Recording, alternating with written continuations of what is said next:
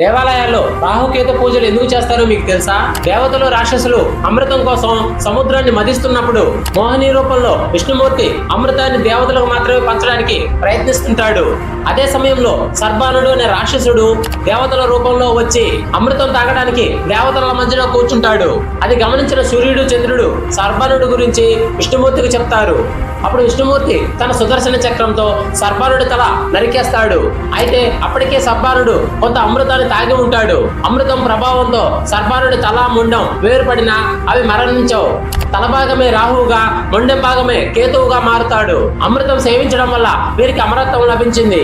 తమను పట్టించిన సూర్య చంద్రుల మీద కోపంతో రాహువు కేతువు సూర్య చంద్రులను అప్పుడప్పుడు కబలిస్తూ ఉంటారని, దాన్ని గ్రహణం అంటారని మన పురాణాలు చెబుతున్నాయి.